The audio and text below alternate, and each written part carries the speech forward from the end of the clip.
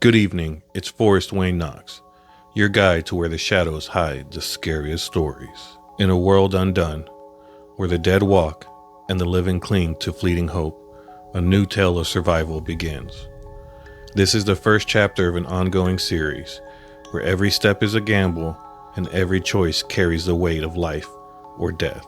Meet Nathan, a man running from his past, shadowed by a stranger's gaze in a world that offers no mercy. Buckle up and let's step into the dark. Nathan ran. His legs burned. Each step a jolt of fire through his thighs. His lungs clawed for air.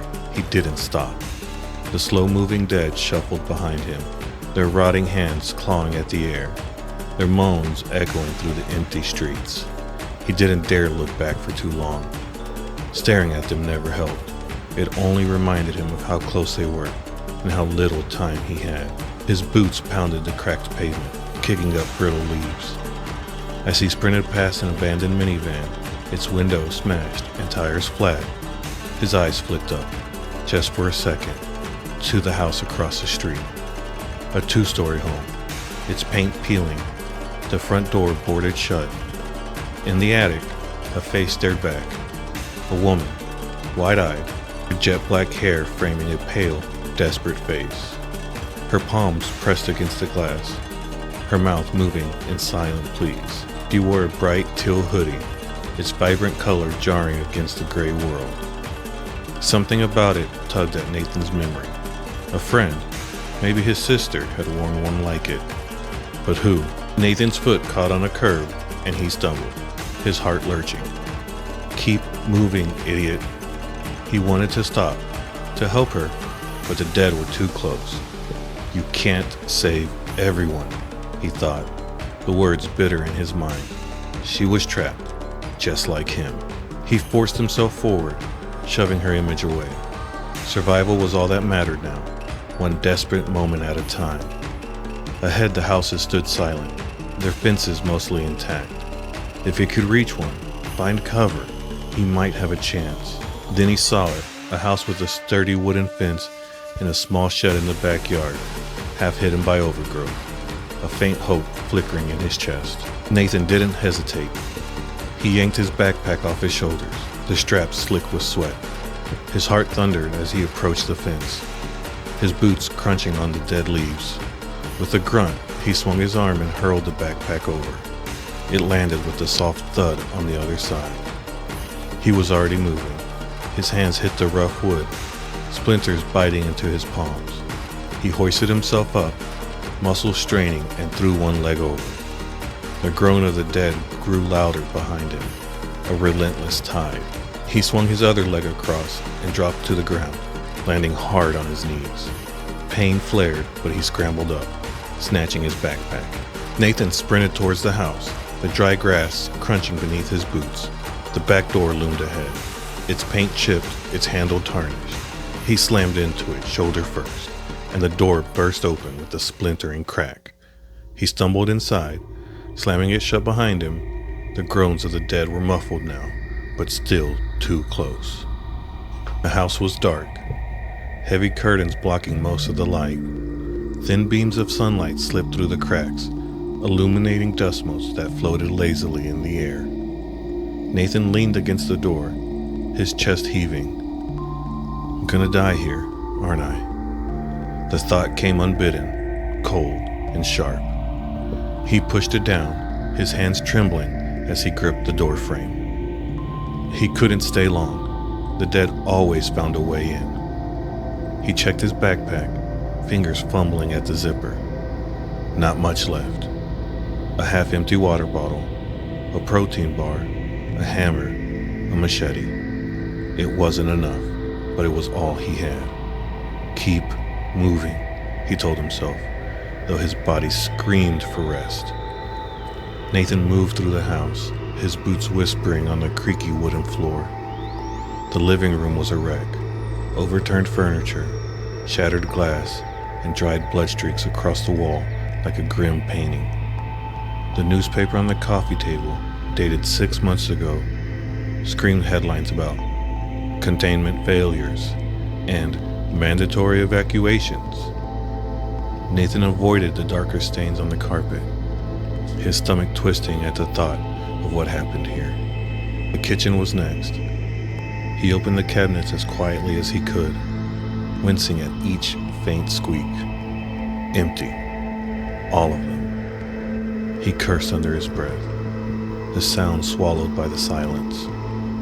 The pantry was no better, save for a single can of beans, its label faded. He stuffed it into his backpack, his stomach growling at the thought of food. Later, he promised himself, knowing later might never come. Upstairs. He had to check upstairs. The staircase groaned under his weight, and he froze, his heart skipping a beat. He listened, but the house was silent. At the top, a hallway stretched out with 3 doors. The first led to a bathroom, its mirror cracked, its sink filled with murky water. He turned the faucet, but nothing came out. The second door opened to a child's bedroom. Toys littered the floor, and a small bed sat in the corner, its blanket crumpled. A teddy bear lay abandoned, its button eyes staring blankly. Nathan's throat tightened. He had a sister once, he thought, the memory sharp and fleeting. He did not linger. The third door was the master bedroom. The bed was unmade, clothes strewn across the floor. He searched the dresser, finding nothing but moth-eaten shirts. Then he noticed the nightstand, its drawer slightly ajar. He opened it carefully, his breath catching. A handgun lay inside, cold and heavy. He checked the chamber. Empty. The magazine. 3 bullets. 3 bullets. Not enough to save anyone, but enough to end it, if it came to that. The thought made his stomach lurch, but he tucked the gun into his waistband. Not today. Nathan was about to leave when he heard it. A low, guttural groan. Not outside. Inside. He froze, his hand tightening around the machete. No. The sound came again, closer, from the staircase. His pulse thundered in his ears. Shadows moved at the bottom of the stairs, shambling, relentless. They were inside.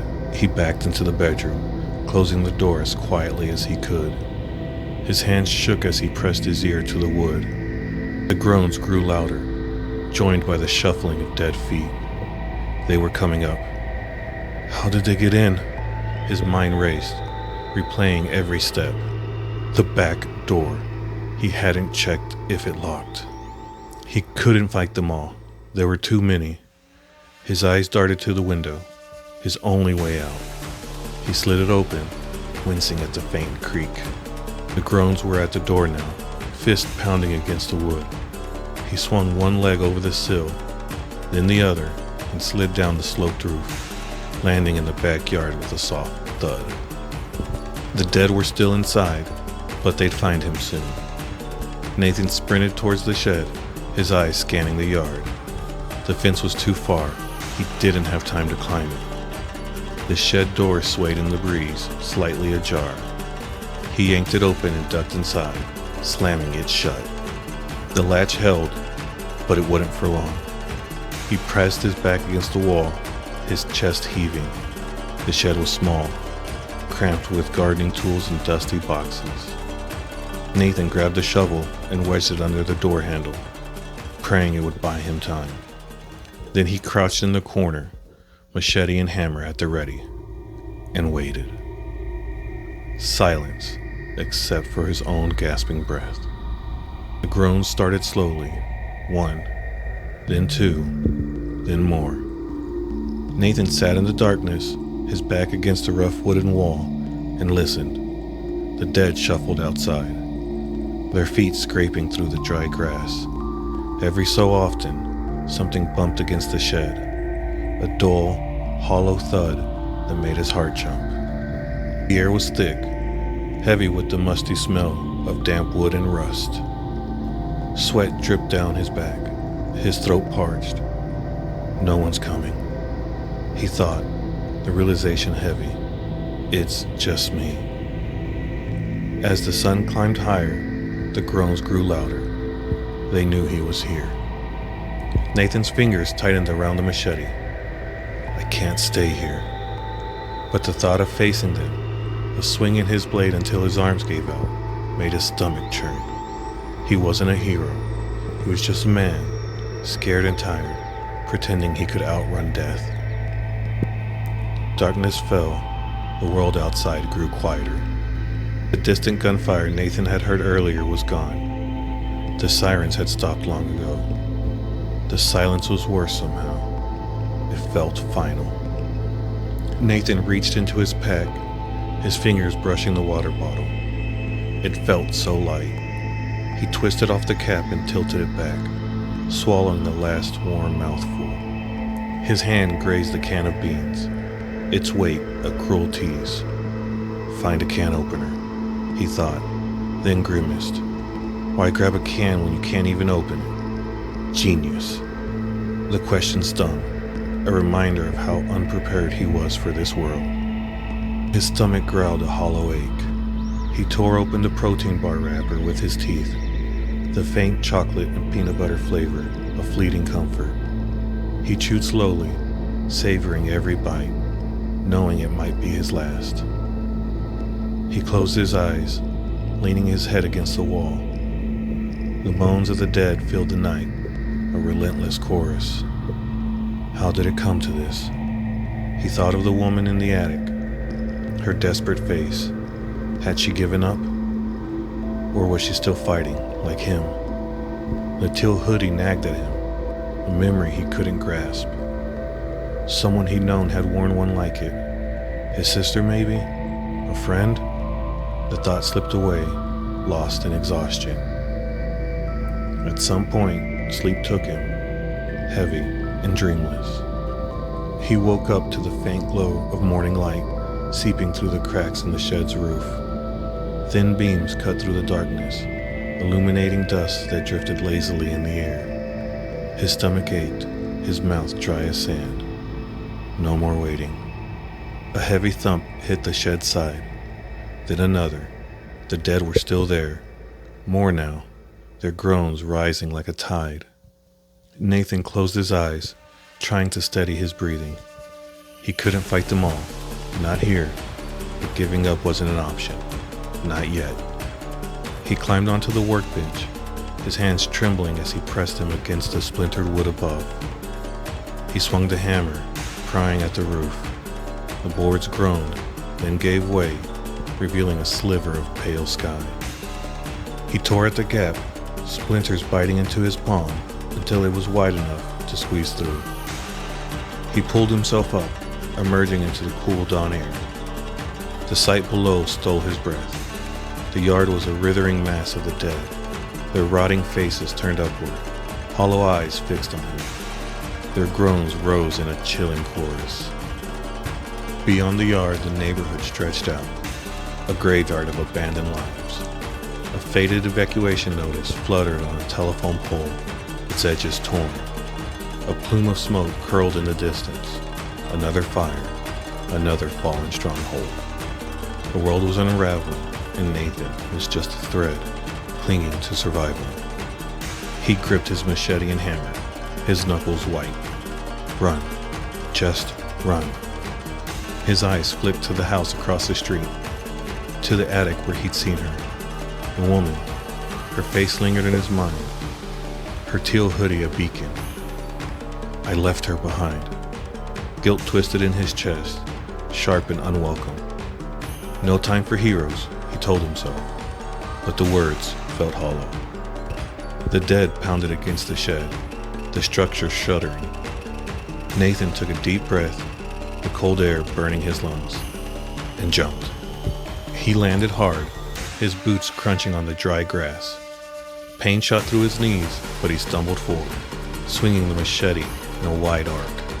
The closest zombie's skull split, and it crumpled, but another lurched forward, its jaw slack.